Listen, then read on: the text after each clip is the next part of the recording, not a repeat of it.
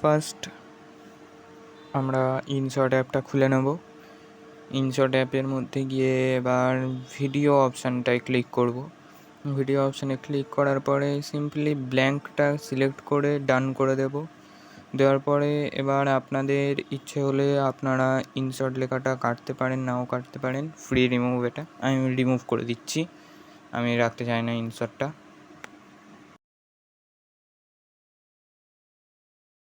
তো রিমুভ হয়ে যাওয়ার পরে এবার আমরা টেক্সটে ক্লিক করব।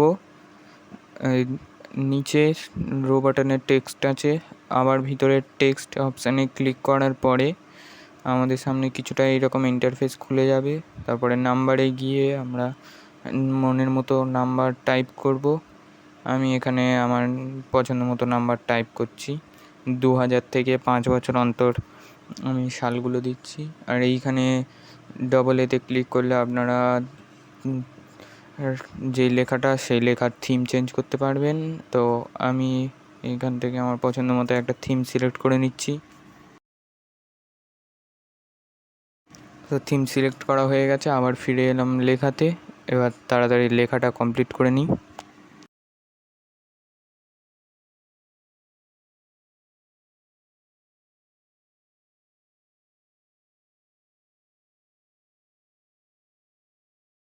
সো আমার লেখা হয়ে গেছে। এবার মাঝখানে আমি একটু গ্যাপ দিয়ে দেখে নিচ্ছি এক্সট্রা ভালো লাগছে কি না। ভালো লাগছে না, আমি ডান করে দেবো। দেওয়ার পরে এবার লেখাটায় একটা কি ফ্রেম অ্যাড করব। তার আগে লেখাটা টেনে নামিয়ে নেব।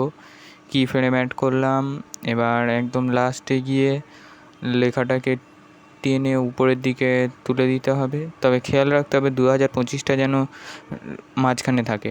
তারপর ডান করার পরে একবার প্লে করে দেখে নিতে হবে যে ঠিক আছে কি না। ঠিক থাকলে এবার এদিকে টেনে মাস্ক অপশানে ক্লিক করতে হবে। যেহেতু এটা এখনও সেভ হয়নি তাই মাস্ক দিচ্ছে না, তাই উপরে এক্সপোর্ট বা সেভ অপশানে ক্লিক করে আপনারা এটা সেভ করে নেবেন।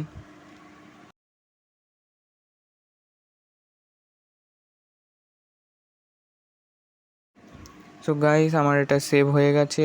এবার আমি এটা পুরোপুরি কেটে দেওয়ার পরে আবার ভিডিও অপশানে যাওয়ার পরে আবার ওই ভিডিওটাই সিলেক্ট করব। সিলেক্ট করার পরে আবার ইনসার্ট লেখাটা কেটে আউট করে দেবো।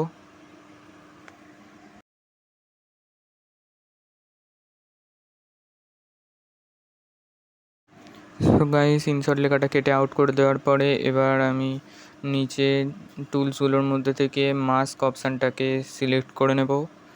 মাস্ক অপশানে যাওয়ার পরে এই যে সেকেন্ড অপশান যেটা আপনারা দেখতে পাচ্ছেন সেই অপশানটায় ক্লিক করবেন।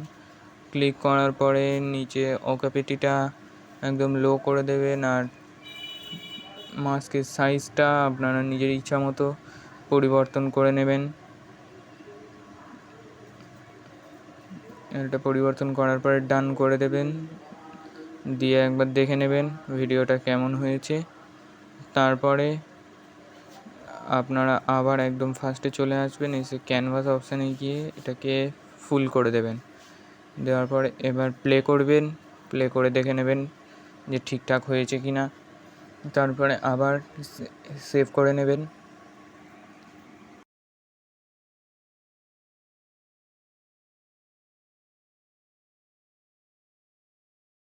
সেভ করার পরে সেভ করা এই ভিডিওটা আর একবার দেখে নেবেন ভিডিওটা ঠিকভাবে সেভ হলো কি না।